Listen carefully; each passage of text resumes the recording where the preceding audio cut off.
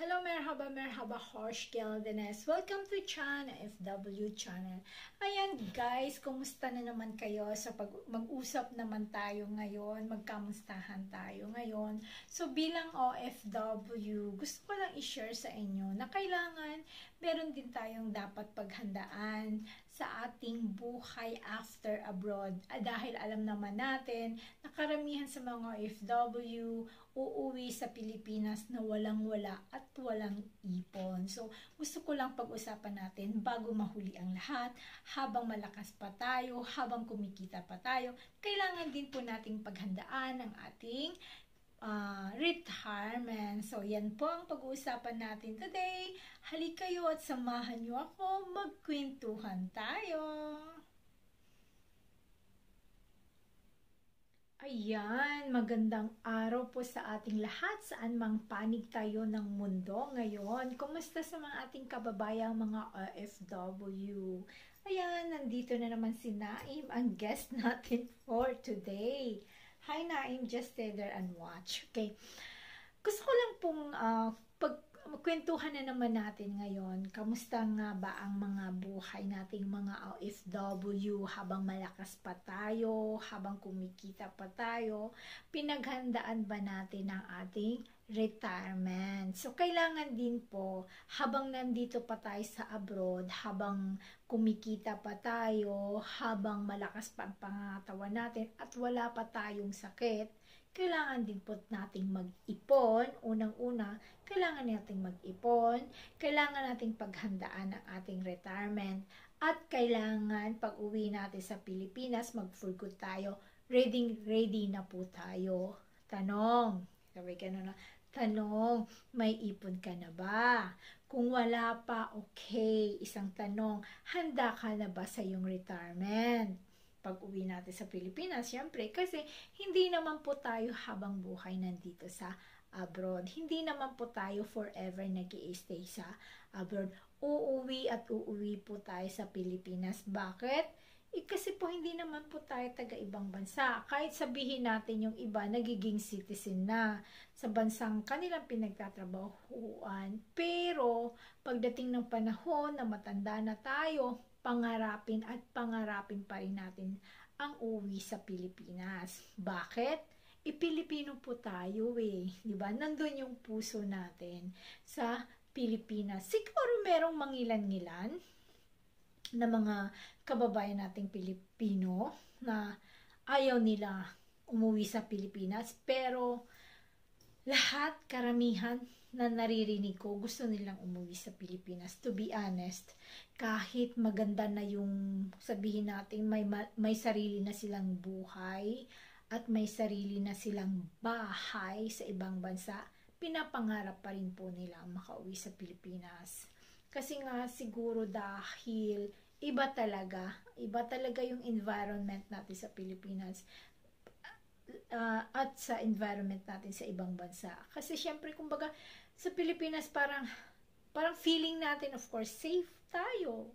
Kasi puro Pilipino. Kasi nga dito, ako sa totoo lang, parang pag maglalakad ako na alam kong kahit ngayon na nagtatrabaho ako, malakas pa ako. Parang iba talaga. How much more kung medyo matanda na tayo, di ba? Yung uugod-ugod na tayo, pupunta sa palengke, ganyan. Siyempre, matanda na tayo, mahina na yung pangangatawan natin.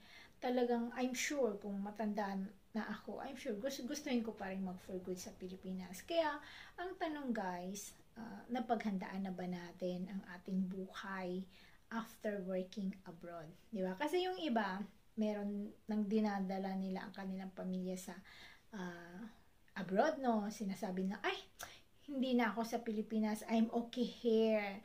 So, meron na akong insurance dito sa ibang bansa, okay na ako dito, safe na ako dito. Pero pagdating ng panahon, uwi at uwi pa rin sila sa Pilipinas. Kaya, habang ngayon na medyo malakas pa tayo, medyo kaya pa nating magtrabaho at may sahod pa tayo, kailangan paghandaan po natin ang ating buhay after abroad. Kailangan maglaan din tayo para sa ating sarili. Kasi, alam mo yung nakita ko yung lalaki na sa TikTok na sinasabi niya more than 20 years yung kakilala niya sa Canada. Walang ipon. 20 years, can you imagine? 20 years, more than 20 years sa Canada. Ay, ang laki-laki ng sahod sa Canada. Pero umuwi siya sa Pilipinas na walang-wala. Bakit? Kasi karamihan sa sahod niya, karamihan ng pera niya noon na malakas pa siya, lahat pinapadala sa Pilipinas, pinapag-aral ng mga pamangkin niya kasi wala siyang anak eh. So, support sa mga pamangkin, mga kapatid. Pero nung matanda na siya, nasaan na yung mga kapatid, nasaan na yung mga pamangkin?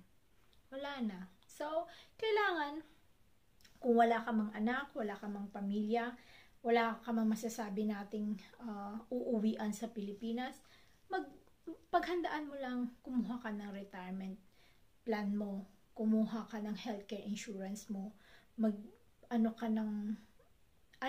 mag-invest ka na alam mong ikaw yung makikinabang pagdating ng araw. 'Di ba? Kasi karamihan, ayun, yung nagpapagawa ng bahay, akala nila is nakapangalan sa kanila, tapos yung matanda na panood nyo yun, na sarili niyang anak, ina at kapatid, pag uwi niya sa Pilipinas dahil na stroke siya, is pinalaya siya. Hindi siya tinrato ng maayos, di ba? Anong nangyari? Buti na lang mabait yung amo niya. Kinuha siya ulit ng amo niya. Dinala siya ulit sa abroad. Pinabalik siya ulit sa abroad. Paano kung wala tayong amo na ganun? Paano kung salbahe din yung amo mo? So, hindi mo rin gugustuhin bumalik sa amo mo. Gusto mo na rin sa Pilipinas na lang mananatili. Paano kung yung pamilya mo is pinagtatabuyan ka? At wala ka ring perang ipon dahil nga naubos na sa kapapadala mo nung malakas ka pa, yung kumikita ka pa. Kaya kailangan ngayon guys, mag-isip tayo. Kasi kahit ako, meron akong nakilala dito, 3 yun sila, na mga senior citizen na ngayon. Yung isa doon is pumanaw na. Nagkasakit siya dito sa Turkey, tapos umuwi siya sa Pilipinas.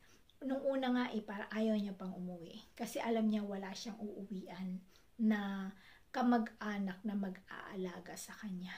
Meron siyang mga anak, pero iba pa rin yung iba yung treatment sa kanya nung may pera pa siya. At ngayon, nung time na matanda na siya.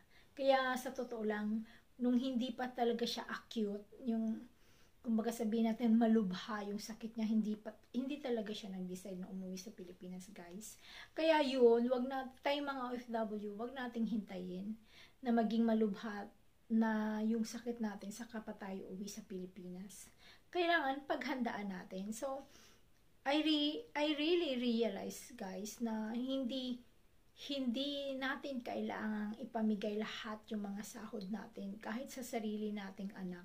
Kailangan maglaan din tayo. Pero kung alam mo naman na yung anak mo may pagmamahal sa'yo, kilala mo naman alam natin kung anong klaseng anak yung yung mga anak natin. Kilala natin yan. Ang problema lang kung hindi ikaw yung nagpalaki. Kasi syempre parang talaga. Kasi yun karamihan ng problema ng problema ng mga OFW, yung hindi sila yung nagpalaki sa mga anak nila. Ako naman minsan nakakarinig ako ng medyo pagtatampo ng mga anak ko, pero ayun, binabawi naman ng panganay ko. Sabi niya, sige nga, magkasama kayo ni mama, pero ang ulam niyo naman asin. Huwag ka nga mag-arte-arte dyan. Kinagano niya yung kapatid niya, yung bunso. Kasi sabi nga ni bunso na, ang liit-liit ko pa pala. Nung kasi nag-usap kami ng 2 weeks ago lang yata yun. Sabi niya, kung ilang years na daw ako dito, sabi ko 8 years, magna 9 years na. Sabi niya, hindi mas matagal mo pa silang nakasama pala kaysa sa akin, sabi ng bunso ko. Sabi ko, anak, hindi naman, kasi umalis ako dyan, ka naman, 10 years old, kasi mag-grade 4 ka na noon. So syempre sabay bawi din, no? Ayaw ko namang payagan yung anak ko na mag-iisip siya na mas kumbaga mas nag-i-enjoy ako dito, ganun. Sabi ko na hindi naman, nak, mas matagal naman tayong magkasama, sabi ko ganun sa kanya. Syempre nung umalis ako, malaki ka naman nagka-banding naman tayo, talagang naman, kahit papaano may naman kami, may matagal ko rin din namang nakasama yung mga anak ko. Pero yun nga, kulang. Of course, kulang. Kasi, syempre, as a mother, kung pwede lang hindi tayo aalis. Kaya lang, yun nga, yung kinikita natin dito sa abroad, hindi naman natin kikitain yun sa Pilipinas. 'Di ba? Times 2, times 3, times 4 yung sahod natin dito sa Pilipinas. Ako nga, nasa Pilipinas ako, nagtatrabaho ako sa office, pero magkano lang yung sahod ko sa office? Times 5. Yung sahod ko dito ngayon sa Turkey, times 5. Yung sahod ko noon, na naka-office daw, office girl. Kaya sabi ko noon, nung naglilinis ako ng CR ng office namin, kasi dalawa lang kami ni Ma'am Titet, yung naglilinis sa CR namin. Ilan kami sa office? Mga more than 15 yata kami. Sabihin natin more than 15 to 20 person kaming nasa office. Sumakit yung dibdib ko. Nasa office. Pero, dalawa lang kami ni Ma'am Titet ang naglilinis sa CR namin. Minsan si Ma'am Ann. Yun, si Ma'am Annalyn. So, yun. Si Ma'am Annalyn, siya lang naman bumibili ng yung mga sabon-sabon. Pero dalawa talaga kami ni Ma'am Titit lagi ang naglilinis sa CR.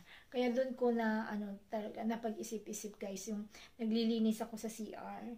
Alam mo, dasal ko talaga, sabi ko, Lord, kung bibigyan mo ako ng sahod na maglilinis lang ng CR na at least 20,000 yung sahod ko, gagawin ko talaga, Lord. Sabi ko ganun. Kasi yung sahod namin dito sa office, hindi talaga kasya. Alam mo yung, naka-office ka ha, sasahod ka na lang ng 2,015-30 kasi na-advance mo na yun sa pamasahe at pang araw-araw ninyo na nagdinet na lang ako ng 2,000, di ba? So, parang ang hirap talaga. Kaya sabi ko, Lord, bigyan nyo lang po ako ng trabaho na 20,000 ang sahod kahit magkukud lang ng kubeta. Tatanggapin ko, gagawin ko. So, yun. Hindi ko naman sinabi kay Lord na mag-a-abroad ako. Sabi ko lang, Lord, bigyan nyo lang ako ng trabaho na kahit maglilinis ng kubeta, basta 20,000. Kaya yun, yung pala paraan na, yun, andito ako sa abroad, naglilinis ng kubeta, kahit papano, above 20,000 naman yung sahod ko. Diba? So, ganyan lang yan, sipagan lang natin. Pero kahit papano, isipin natin na pag uwi tayo ng Pilipinas, meron tayong retirement, meron tayong healthcare insurance, at meron tayong financial ipon na pwede nating magamit pag mag-retire na tayo. So, yan guys, yan lang ang natin, kwentuhan natin. So, next na kwentuhan natin, so, mga OFW, so kailangan paghandaan natin ang ating retirement. Huwag nating sayangin ang panahon na malakas pa tayo at nandito pa tayo at sumasahod pa tayo. Kailangan marunong tayong mag-ipon at paghandaan ang ating retirement. Thank you so much. Ito po si Chan OFW ng Take. Thank you for watching and may the Lord God bless us all. Bye!